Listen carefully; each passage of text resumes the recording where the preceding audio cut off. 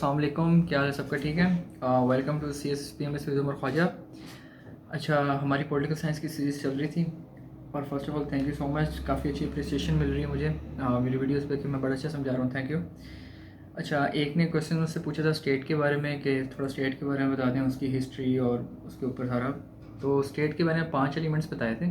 ठीक है। सबसे पहले क्या हो, एक टेरिटरी हो, ठीक है, एक जगह हो, उस पर लोग रहते हों, पॉपुलेशन हो, दैन उन पर कोई रूल करता हो, कोई गवर्नमेंट हो, ठीक है, और फिर वो जो गवर्नमेंट हो वो खुद मुख्तार हो, मतलब कि इंटरनल और एक्सटर्नल, जो मैंने सॉवरेंटी के बारे में बताया था, सॉवरेंटी के टाइप्स बताई थी, मतलब बेसिकली एक सॉवरेंटी हो उसके।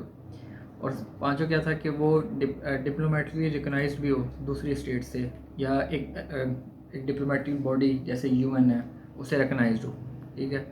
और अब अगर इसमें और डीप जाना है तो एक हाईली ऑर्गेनाइज ब्यूरोक्रेसी हो, और वगैरह काफ़ी सारी चीज़ें लिखी जाती हैं, लेकिन जो बेसिक है वो मैंने आपको 5 बताए नहीं।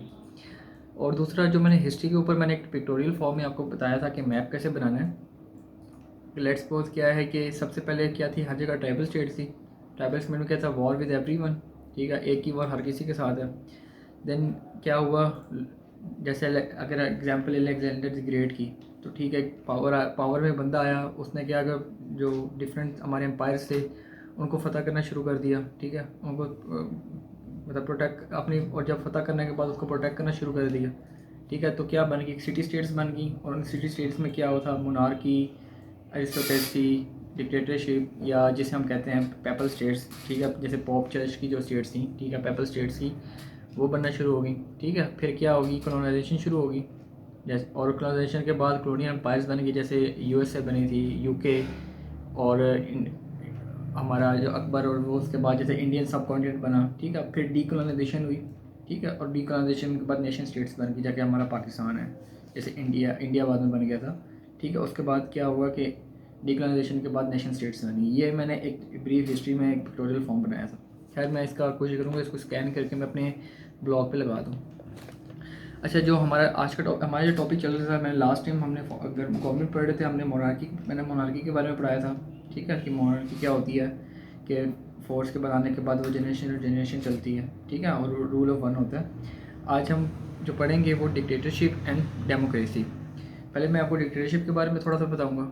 ठीक है, देन मैं आपको डेमोक्रेसी के बाद मैं उसकी स्ट्रक्चर मतलब कि प्री रिक्वेस्ट, और देन के डेमोक्रेसी चेंज कैसे लेके आती है, देन डेमोक्रेसी और डिक्टेटरशिप में फ़र्क। और दूसरी बात आप देखिएगा कि मैं जो भी चीज़ बताऊंगा, जो भी एक हेडिंग या जो भी पॉइंट बताऊंगा, मैं उस पॉइंट में एक कंपैरिजन लेके आऊँगा। तो आप कोशिश ये करें कि आप जो भी पॉइंट लिखें, जैसे अब मैं डिक्टेटरशिप के बारे में बता रहा हूँ, अब डिक्टेटरशिप के अंदर क्या होता है मोनार्की में, और डेमोक्रेसी से इससे अलग क्या होता है, जो भी एक पॉइंट बताएं, दोनों का एक डिफरेंस बता दें या एक कंपैरिजन बता दें। ठीक है, इंशाल्लाह काफ़ी मेरे इससे काफ़ी इंप्रूव हो जाएंगे नंबर्स, जैसे मैंने एक दफ़ा पहले भी बताया था कैसे नंबर इंप्रूव होंगे। अच्छा, डिक्टेटरशिप क्या होती है? डिक्टेटरशिप होती है कि हम पावर, एक बंदा है वो पावर हासिल करता है थ्रू फोर्स। ठीक है, जैसे आप कह सकते हैं मार्शल लॉ लगे हैं। ठीक है, थ्रू फोर्स उन्होंने वो ऑफिस ऑक्यूपाई किया, पावर हासिल की, और उसके बाद वो पावर जनरेशन जनरेशन चलती रही। जब वो पावर फोर्स से हासिल की वो डिक्टेटरशिप होगी, और उसके बाद वो जनरेशन जनरेशन चलती रही तो वो मोनार्की होगी। ठीक है, और अगर वही बंदा इलेक्टिक होके आता, मतलब कि इलेक्ट होके आया होता, ठीक है, पॉपुलर सॉवरेंटी में, तो वो क्या हो जाती, डेमोक्रेसी। ये तीनों में एक बार डिफरेंस बता दिया है। खैर, अगर हम डिक्टेटरशिप की डेफिनेशन में जाएंगे तो आप ये कहेंगे कि dictatorship is an office that has been gotten through force. ठीक है, वो फोर्स से बंदे ने हासिल किया, उसके बाद वो जनरेशन अगर चलेगा तो वो क्या होगी, मोनार्की हो जाएगी। उसके बाद क्या है कि डिक्टेटरशिप में क्या होती है कि हायरार्की भी होती है। ठीक है, प्रेसिडेंट होता है, उसने अपनी मर्ज़ी को, उसकी वजह से यूएसए में है एक किस्म का वही सीन होता है कि अपनी हायरार्की, अपनी कैबिनेट आता है कि अपनी मर्ज़ी के बंदे होते हैं। ठीक है, टोटली, जैसे अगर हम मुशर्रफ का देखेंगे तो मुशर्रफ ने शौकत अजीज़ को लगाया, मीर ज़फ़रुल्लाह खान जमाली को लगाया। ठीक है, अपनी मर्ज़ी का वो था, कोई वो इलेक्टेड नहीं थे। ठीक है, फिर उसने बाद उसने अपनी एक पार्टी बना ली, PMLQ जिसे कहते हैं। खैर, अब वो भी खैर एक दो ही रह गए उसमें भी, जो टॉप के हैं 3-4 ही उनकी सीट्स होती हैं। तो उसने पार्टी उसने बनाई ताकि यही चलती रहे साथ साथ। ये एक नई फॉर्म थी डिक्टेटरशिप की। उसके बाद डिक्टेटरशिप आती कैसे है? ठीक है, मिलिट्री टेक ओवर्स। ठीक है, मिलिट्री टेक ओवर से आती है, जैसे मार्शल लॉ लगे, ठीक है, या मिलिट्री ने टेक ओवर कर लिया, जैसे क्यूबा में हुआ था, जैसे सूडान, ईस्ट सूडान में जैसे हुआ। खैर ईस्ट सूडान में तो वो ख़त्म हो गया था माशाल्लाह, लेकिन लेटर जो 2019 के अंदर जो मेन न्यूज़ यही थी कि सूडान के अंदर माशाल्लाह लगा था। उसके बाद जैसे रिबेल करते हैं, जैसे आर्म मिलिटेंट ग्रुप करके, जैसे यमन में हो रहा है, ठीक है। अलकायदा वाले और हौतीस दोनों चाहते हैं कि हम उस पर रूल करें, ठीक है, मेन चीज़ पे, मतलब कैपिटल पे। लेकिन कैपिटल क्या अभी सिक्योर है दोनों तरफ से, लेकिन दोनों तरफ से एक साइड पे अलकायदा और एक साइड पे हौती रिबल्स हैं, ठीक है। उसके बाद और क्यूबा के अंदर भी रिबेल्स हैं। उसके बाद क्या है कि एक इलेक्टेड बंदा को मतलब कि लेट्स सपोज एक इलेक्टेड बंदा आया, उसमें रिफ्यूज़ कर दे कि भाई मैंने नहीं उतरना। लेट्स सपोज अभी इमरान खान साहब प्राइम मिनिस्टर हैं, 5 साल के बाद वो रिफ्यूज़ कर देते हैं, भाई मैंने नहीं उतरना, जो मर्ज़ी कर लो। मिलिट्री का सपोर्ट ले लिया या जिसका भी सपोर्ट करके इलेक्शन कमीशन को अपने पास तरफ करके भाई मैंने इलेक्शन नहीं होने देना, मैंने ही बैठना है। तो ये भी एक डिक्टेटरशिप की एग्जाम्पल है, ठीक है। उसके बाद डिक्टेटरशिप के बाद आके मोनार्की बनी था, तो वो एक फैमिली अफेयर बन जाता है, ठीक है, जनरेशन चलता आता है, जैसे मैंने पहले बताया था, ठीक है। अगर एग्जांपल्स देखें डिक्टेटर, मेजर डिक्टेटर्स कौन कौन से थे, ठीक है, तो इटली के अंदर बेनितो मुसोलिनी, ठीक है, फाशिज़म। इसको अगर आप देखेंगे तो मुसोलिनी का बड़ा, अगर आपने मनी हीस्ट देखा है, ठीक है, उसके अंदर बड़ा वर्ड यूज़ किया गया था।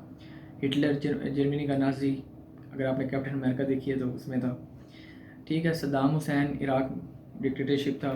उसके बाद अभी जो मेजर डिक्टेटरशिप चल रही है वो नॉर्थ कोरिया में किम जोंग किम, जो अभी तक चल रही है, जब तक वो मरेगा नहीं उसे कोई उठा नहीं सकता, ठीक है। और मार्शल आर्ट पाकिस्तान है। अब नॉर्थ कोरिया में वो आया थ्रू फोर्स, उसके बाद अब वो मतलब कि पावर में है, पावर के बाद अगर उसकी फैमिली चलती है तो वो मोनार्की हो जाएगी, लेकिन अभी वहाँ पे क्या है, डिक्टेटरशिप है। मोनार्की मैंने क्या बताई थी, हम सऊदी अरब के अंदर मोनार्की है, कुछ जनरेशन चलती रहती है। ये था डिक्टेटरशिप के बाद। अब हम आते हैं डेमोक्रेसी पे। इसके बाद मैं दोनों का डिफरेंस कराऊंगा तो आपको दोनों इजीली कवर हो जाएंगे। डेमोक्रेसी क्या होती है, रूल ऑफ मैनी, ठीक है। अब इसमें कौन सा प्रिंसिपल काम करता है, पॉपुलर सॉवरेंटी का। मतलब मैं पॉइंट टू पॉइंट बता रहा हूँ, आप इनको खुद ब खुद एलेबरेट या इन्हांस करते जाइएगा, ठीक है। इसमें रूल ऑफ मैनी होता है, इसमें क्या होती है, पॉपुलर सॉवरेंटी का प्रिंसिपल यूज़ होता है। पॉपुलर सॉवरेंटी क्या होती है कि पीपल रूल करते हैं, पीपल के बाद एक अथॉरिटी होती है, एक पावर होती है, और उस बेस पे क्या करते हैं, उसको यूज़ करके रूल करते हैं, ठीक है। और वो अगर आप कहें पावर कि पीपल के पास क्या पावर होती है, तो वो एक्टिवली पार्टिसिपेट करते हैं पॉलिटिक्स में, ठीक है। किस तरह करते हैं, इलेक्शन के थ्रू वोट दे के, ठीक है।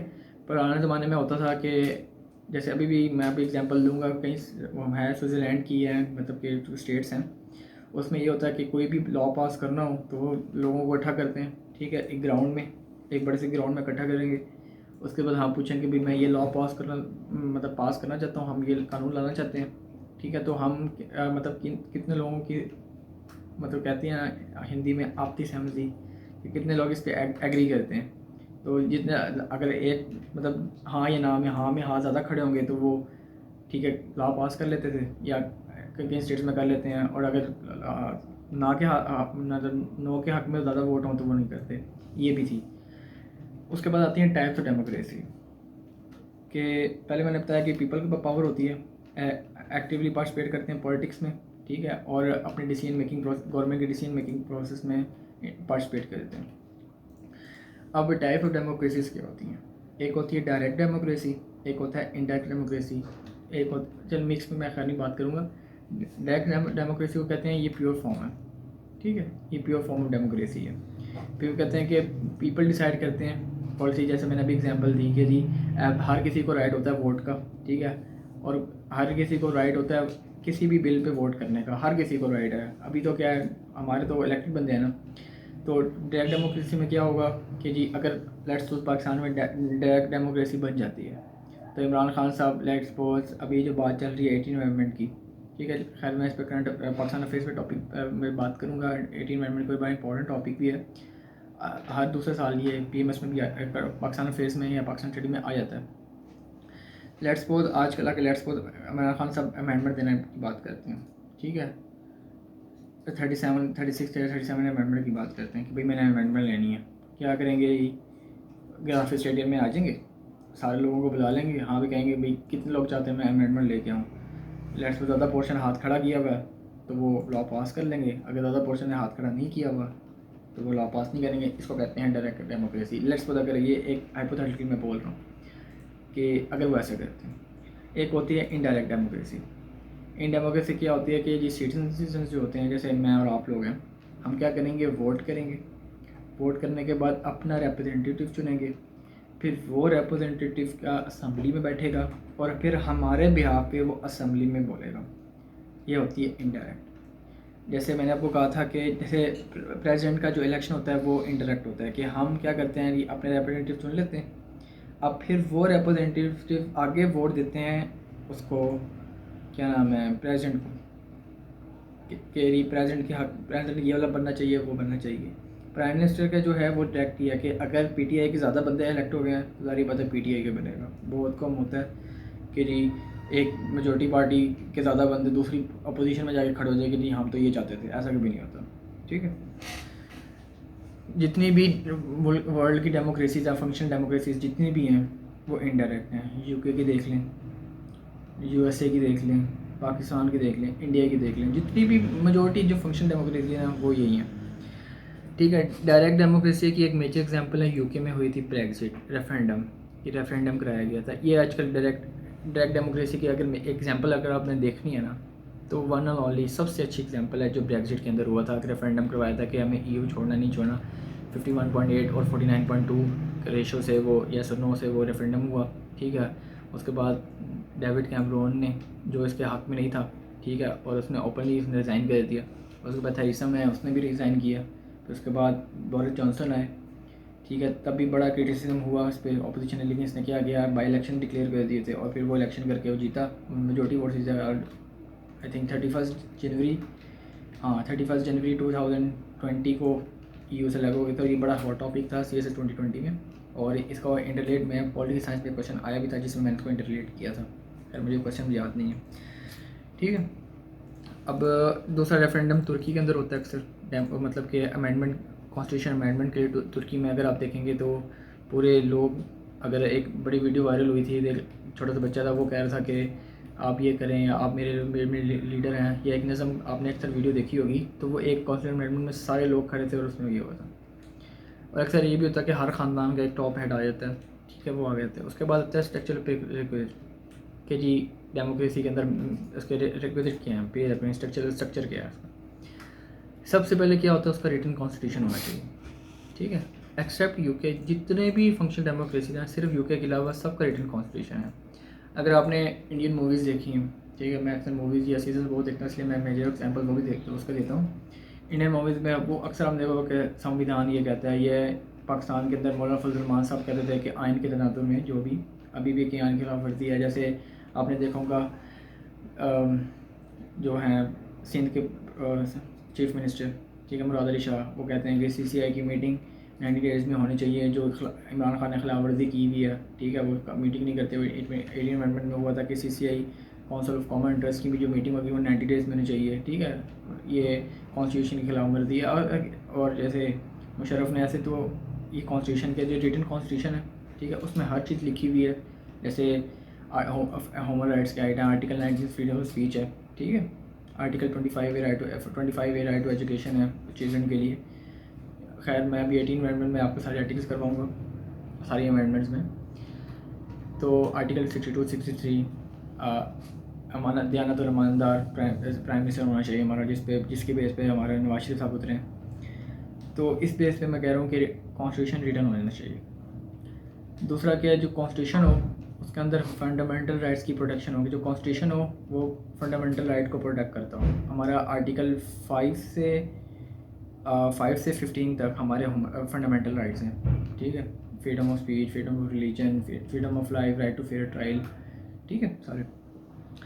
उसके बाद क्या होना चाहिए कि इम्पार्शल और स्ट्रॉन्ग मॉडर्न स्टेट होनी चाहिए। ठीक है, डेमोक्रेसी के अंदर क्या है कि इम्पार्शल क्या होती है, अनबाइस होना चाहिए। ठीक है, और स्ट्रॉन्ग मॉडर्न स्टेट हो। स्ट्रॉन्ग मॉडर्न स्टेट का क्या मतलब है, जैसे 18 अमेंडमेंट हुई थी। 18 अमेंडमेंट में क्या था, जो हमारी उसके थे स्टेट्स थी, जो हमारे कॉन्स्टिट्यूशन पॉइंट्स, कॉन्स्टिट्यूएंट स्टेट्स थी या कॉन्स्टिट्यूएंट पॉइंट्स जिसे हम कहते हैं, या कॉन्स्टिट्यूएंट पॉइंट्स कहते हैं हमारे प्रोविंसेस जो थे इनको पावर अथॉरिटी मिली है, मॉडर्न पावर से स्टेट बनी, जिसको मतलब कि अभी तक का सबसे बड़ा पीपल पार्टी का एक ही सबसे बड़ा जो क्रेडिट है, जो मुझे लगता है कि सबसे बड़ा जो क्रेडिट पीपल पार्टी को देना चाहिए वो 18 अमेंडमेंट थी, जो थ्योरी में बहुत अच्छी थी। प्रैक्टिकल फॉर्म इसकी काफ़ी हद तक सही हुई है, काफ़ी नहीं हुई है, इसको मतलब पॉलिटिक्स के तौर पर भी यूज़ किया जाता है, लेकिन ये सबसे अच्छी अमेंडमेंट थी, तो एक स्ट्रॉन्ग मॉडर्न स्टेट बनी थी।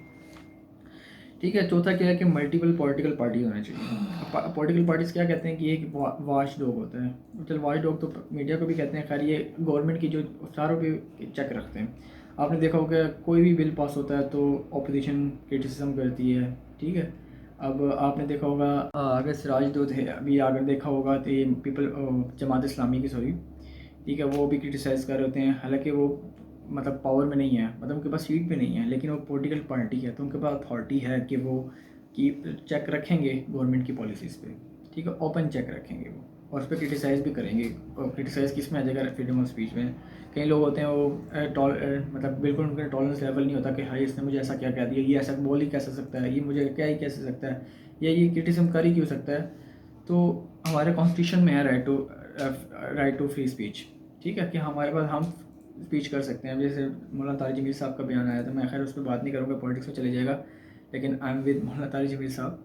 ठीक है, अब उस अगर इसको जो अभी कर रहे हैं, क्या नाम है, जितने भी हमारे जर्नलिस्ट हैं वो ये कह रहे हैं कि फ्रीडम स्पीच फ्री स्पीच हमारे पास, अगर उनके पास है तो हमारे पास भी होनी चाहिए।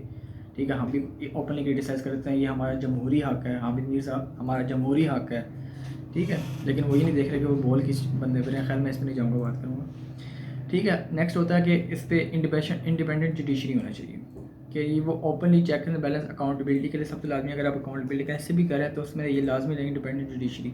ठीक है, कल्चर होने, इंडिपेंडेंट जुडिशरी से क्या होता है, कल्चर बनता है अकाउंटेबिलिटी का, और अकाउंटेबिलिटी से क्या होती है, करप्शन खत्म होती है, करप्शन खत्म होगी तो रूल ऑफ लॉ होगा, रूल ऑफ लॉ होगा तो एक अच्छी मॉडर्न स्टेट बनेगी, गवर्नेंस अच्छी होगी। ठीक है, इक्वलिटी होगी वगैरह। उसके बाद फ्री मीडिया होना चाहिए, मीडिया बाइस मतलब बाइस नहीं होना चाहिए, अनबाइस मीडिया होना चाहिए। मीडिया को कहते हैं ये वाइट डॉग होता है, फोर्थ पिलर ऑफ स्टेट होता है। ठीक है, कई मुल्कों में, कई कंट्रीज़ में मीडिया हुकूमत गिरा भी सकता है, चला भी सकता है। पाकिस्तान मीडिया भी ऐसी बात करते हैं। ठीक है, ये हमारी स्ट्रक्चर पे हुई। उसके बाद कुछ इनफॉर्मल प्री रिक्विजिट है। ठीक है, प्री रिक्विजिट सबसे पहले एजुकेशन राइट, हर किसी के पास राइट होना चाहिए एजुकेशन का, जैसे आर्टिकल 25A में दिया हुआ है, एग्जाम्पल आप दे सकते हैं। ठीक है, विजिलेंस होना चाहिए कि पीपल जो है एक्टिव आई रखें गवर्नमेंट की पॉलिसीज़ पे, कोई गलत काम ना हो, करप्शन ना हो। ठीक है, रूल ऑफ लॉ ब्रेक ना हो। ठीक है जी, उसके बाद सिविक सेंस होनी चाहिए, हर किसी को अपनी रिस्पॉन्सिबिलिटी का पता हो। ठीक है, यूनिवर्सल डिप्लोमेटिक या सोशल अफेयर डिफाइन होने चाहिए। लेट्स सपोज एग्जांपल ले लें कि मैं जा रहा हूँ गाड़ी हुई और आगे रेड लाइट मतलब इंडिकेट आ रहा है, ट्रैफिक लाइट बंद है, रेड लाइट आई हुई है, मैं उसको फॉलो नहीं करता हूँ, मैं रूल तोड़ देता हूँ तो मुझे फ़ाइन होगा। ठीक है, ये मेरी रिस्पॉन्सिबिलिटी है कि मुझे रुकना चाहिए था, चाहे कोई हो चाहे कोई ना हो, लेकिन मुझे रुकना चाहिए। ये सिविक सेंस रिस्पॉन्सिबिलिटी होना चाहिए, डेमोक्रेसी के अंदर ये होता है। ठीक है, मैंने भी बात की स्पिरिट ऑफ टॉलरेंस होनी चाहिए, जो आजकल नहीं है, हमारे किसी के अंदर भी नहीं है। ठीक है, हम लोगों में तो हम ऊपर लोगों में बात करते हैं भाई उसने ऐसे कर दिया, पहले हम अपने आप को ठीक करें। ठीक है, उसके बाद अगर आप देखें फ्रैंकिस फुकुयामा की जो है, उसने अपनी पॉलिटिकल ऑर्डर पॉलिटिकल डिवीजन पर बात की थी। ठीक है, कि because of the absence of this prerequisite and introduction of democracy at a point in their history when these prerequisites were missing in the bigger run, democracy ending up doing more down to African countries। उसने ये बात की थी कि अगर जब तक ये प्रीक्विजिट नहीं आएंगे, ठीक है, डेमोक्रेसी नहीं होगी। इंट्रोडक्शन ऑफ डेमोक्रेसी कभी भी फुलफिल नहीं होगी जैसे अफ्रीकन कंट्रीज़ के अंदर होती है। ठीक है, ओपनली वहाँ पे सब अफ्रीकन कंट्री के हालात बहुत ख़राब है। ठीक है, उस चीज़ पर बात की। उसके बाद होता है कि एक अक्सर एक क्वेश्चन आया था 2014 में आया था क्वेश्चन कि डेमोक्रेसी चेंज सोसाइटी में चेंज कैसे ला सकती है। ठीक है, वही कि अकाउंटेबिलिटी और रूल लॉ के ज़रिए। ठीक है, इफेक्टिव करना, जैसे मैंने बताया रूल ऑफ लॉ होगा तो गवर्नेंस होगी। ठीक है, करप्शन ख़त्म होगी। ठीक है, अकाउंटेबिलिटी होगी। ठीक है, फ्री वर्क मार्केट होगी। ठीक है, राइट टू फ्री स्पीच आएगा, कई राइट फंडामेंटल राइट्स आएंगे। ठीक है जी। ठीक है, डिसीजन मेकिंग बेटर होनी चाहिए। लेट्स सपोज सॉरी डेमोक्रेसी की वजह से डिसीजन मेकिंग बेटर होती है। ठीक है जी, रिसोर्सेज और वेल्थ की इक्विटेबल डिस्ट्रीब्यूशन होती है। ठीक है, अगर आप जनरल वे में करें, ठीक है, खैर मेरे पे ना जाएं, मैं अगर ये बता रहा हूँ यही लिखना लाजमी नहीं कि इसमें खुद अपना भी ऐड करें। ऐसे कर लें कि लेट्स सपोज अकाउंटेबिलिटी होती है, अगर डेमोक्रेसी है तो अकाउंटेबिलिटी होगी, कॉन्स्टिट्यूशन की वजह से रूल ऑफ लॉ आएगा, करप्शन ख़त्म होगी, ठीक है, गवर्नेंस अच्छी हो जाएगी, ठीक है, पीपल के रिस्पॉन्सिबिलिटीज़ आ जाएंगी, टॉलरेंस लेवल आ जाएगा, सिविक सेंस आ जाएगी, उसके बाद डिसीजन मेकिंग अच्छी हो जाएगी, ठीक है, डिस्ट्रीब्यूशन ऑफ वेल्थ और रिसोर्सेज अच्छे हो जाएंगे, और पीपल की हुक्मरानी होगी, पॉपुलर सॉवरेनिटी का होगा। तो ऐसे आप सारे काफ़ी देख सकते हैं, जैसे ठीक है, नेशनल इंटीग्रेशन कोहेजन हो जाएगी, ठीक है जी, माइनॉरिटीज़ की अच्छे राइट्स मिलने लग जाएंगे, ठीक है, जेंडर इक्वालिटी हो जाएगी, ठीक है, वुमेन के राइट्स मिलेंगे, जितने भी आपके अच्छे अच्छे माइंड में आते हैं सारे डाल दें इसमें, सारे डाल दें। उसके बाद आता है कि डेमोक्रेसी और डिक्टेटरशिप में फ़र्क क्या है, ठीक है। सबसे पहले हम उसका कंपैरिजन और कॉन्ट्रास्ट दोनों करेंगे। सबसे पहले कंपैरिजन में आए, डेमोक्रेसी में क्या होता है, फ्री एंड फेयर इलेक्शंस होते हैं। डिक्टेटरशिप में ऐसा कोई सीन नहीं होता, मिलिट्री को होता है पावर थ्रू, जैसे मैंने शुरू में एग्जांपल दी थी कि ऑफिस कैसे एक्वायर करते हैं, थ्रू फोर्स से करते हैं। डेमोक्रेसी की सेकंड से कि वो अकाउंटेबल जो होती है, डेमोक्रेसी में जो हुकूमत होती है, गवर्नमेंट होती है, वो अपोजिशन के अंदर, अपोजिशन और पब्लिक को अकाउंटेबल होती है। डेमोक्रेसी डिक्टेटरशिप में ऐसा कोई नहीं होती। जैसे अभी लेटेस्ट एक मूवी आई है अंडरग्राउंड 6, ठीक है, उसके अंदर आप देखेंगे तो वो एक मतलब कि मिडिल ईस्ट के बारे में बताया है कि बादशाह दिखाई हुई ओपनली हर जगह फायर कर और कोई उसे रोक नहीं पा रहा। तो वो उसके बाद सारी वो किसी का अकाउंटेबल नहीं है। थर्ड जो है कि डिफरेंट पॉलिटिकल पार्टीज़ होती हैं, ठीक है, और हर की different ideologies, different view points होते हैं, ठीक है। असम्बली के अंदर मतलब लेट्स सपोज वो असम्बली के अंदर इज़हार ख्याल जैसे होता है, ठीक है, अगर आप पहला घंटा देखेंगे तो वो क्वेश्चन ओवर होता है। नेशनल असम्बली के अंदर जो पहला घंटा होगा, अगर आप कई लोगों को नहीं पता होगा, नेशनल असम्बली जब भी शुरू होती है ना, जब भी उसका असम्बली का जो सीज़न शुरू होता है, सेशन शुरू होता है, सॉरी, जो फर्स्ट ओवर होगा वो क्वेश्चन ओवर होगा। गवर्नमेंट के लोग बैठे होंगे, मिनिस्टर सारे बैठे होंगे, जितने भी अपोजिशन के मेंबर होंगे वो कोई भी खड़ा होकर सवाल पूछ सकता है। 1 घंटे के अंदर क्वेश्चन आंसरिंग होगी। उसके बाद सेशन थ्रू आउट चलता है कि मतलब कि ये बिल आ गए, ऐसे आ गए, वैसे आ गए। पहला घंटा क्वेश्चन ओवर होता है, ठीक है। तो डिफरेंट नॉलेजेस आगे चलती हैं वगैरह। जबकि उसमें क्या होता है कि जो पॉलिटिकल पार्टीज होती है डिक्टेटरशिप में, वो आउटला होती है। और लेट्स सपोज अगर आप चाइना के देखेंगे, सिंगल पार्टी रूल है, तो वहाँ पे भी अक्सर कहते हैं कि डेमोक्रेसी नहीं है। वो कहते हैं डेमोक्रेसी है, लेकिन कहते हैं कि डेमोक्रेसी नहीं है और डिक्टेटरशिप है, मोनार्की चलती आ रही है, ठीक है। तो वहाँ पे डेमोक्रेसी 1 पर दी जाती है और इसमें क्या होता है कि सिंगल पार्टी रूल होता है, ठीक है। उसके बाद आ गई डेमोक्रेसी में क्या होता है कि फ्रीडम ऑफ प्रेस होती है। डिक्टेटरशिप में कोई फ्रीडम ऑफ प्रेस नहीं होती। इंडिपेंडेंट जुडिशरी होती है, उसमें कोई इंडिपेंडेंट जुडिशरी नहीं होती, सबसे इम्पोर्टेंट होती है। उसके बाद यहाँ पे डायरेक्टली डिसेंट्रलाइजेशन ऑफ पावर होती है, वहाँ पे सेंट्रलाइज पावर होती है। डिसेंट्रलाइजेशन क्या होती है, लेट्स सपोज मैं अगर मैं हेड हूँ, चलें मैं ऐसा एग्जांपल देता हूँ, इमरान खान प्राइम मिनिस्टर हैं, उन्होंने अगर कोई डिसीजन लेना ना, अपनी कैबिनेट से मशवरा करेंगे, ठीक है। कैबिनेट से उसके बाद करने के बाद उसको नेशनल असम्बली में लेके आएंगे, उस बिल को पास होने के बाद वोटिंग होगी, फिर वो प्रेसिडेंट के पास जाएगा, फिर साइन होने के बाद वो जुडिशरी के पास जाएगा, वो इंटरप्रेट करेंगे कि कॉन्स्टिट्यूशन के अंदर ये कोई प्रोविजन को ख़त्म तो नहीं कर रहा, मतलब कि कॉन्स्टिट्यूशन के किसी प्रोविजन में कौन कॉन्फ्लिक्ट तो नहीं आ रहा, फिर इंटरप्रेट करके उसको आगे करेंगे। काफ़ी लंबा प्रोसेस आता है। डिक्टेटरशिप में ऐसा कोई नहीं है। अभी भाई ये काम करो, चलो मैं यहाँ बैठा हुआ हूँ, मैं लेट्स सपोज डिक्टेटरशिप है चल रही है, मैं डिक्टेटर हूँ, हाँ जी यार चलो ऐसा करो, स्कूलों की जो सारों लेट्स सपोज ऐसा कर लेते हैं एग्जांपल, जितने भी पार्क्स हैं ना, सारे बंद कर दो, कोई किसी से पूछने, सारे पार्क्स बंद हो जाएंगे, ठीक है। आपके कोई भी एग्जांपल ले सकते हैं, मैं एक आपको हाइपोथेटिकली बता रहा हूँ, ठीक है। ये डेमोक्रेसी और डिक्टेटरशिप के बारे में डिफरेंस हो गया। आई होप आपको समझ आई होगी। चैनल को आप सब्सक्राइब कर लें और ज़्यादा शेयर करें। कुछ चीज़ समझ नहीं आती, जैसे आज मैंने अभी स्टेट के बारे में बताया, किसी ने पूछा था मैंने बता दिया, तो आप इंशाल्लाह मुझसे पूछा करें। और बात होती है, मुझे हर कोई कहते हैं नोट्स के बारे में, तो मैंने कई लोगों को नोट्स सेंड भी किए हैं, लेकिन वो एक तो व्हाट्सएप पे पिक कभी भी ठीक नहीं आती है। ये पता नहीं, शायद मेरे साथ ऐसा होता है या आप सबके साथ भी ऐसा है। रिकॉर्ड है कि मेरे जो जिस तरह के मेरे पेजेस हैं ना, ठीक है, अगर आप देखेंगे ये येलो पेज है, ठीक है। और येलो पेज की जब मैं पिक व्हाट्सएप पे भेजता हूँ तो बिल्कुल ब्लर आती है। तो एक दफ़ा मैं पॉलिटिकल साइंस पेपर 2 के अभी नोट्स अभी कंपाइल कर रहा हूँ, ठीक है। मेरे 2 कॉन्स्टिट्यूशन रह गए हैं, उसका टर्की का और चाइना का, मैं खुद भी अभी प्रिपेयर कर रहा हूँ। तो एक दफ़ा करके मैं एक दफ़ा डिटेल स्कैन करके आप सबको अपने, मैं ऐसा करूँगा ब्लॉग पे लगा दूँगा, आप सब वहाँ से डाउनलोड कर लीजिएगा, ठीक है। Thank you so much. अल्लाह हाफ़िज़, अपना ख्याल रखिएगा।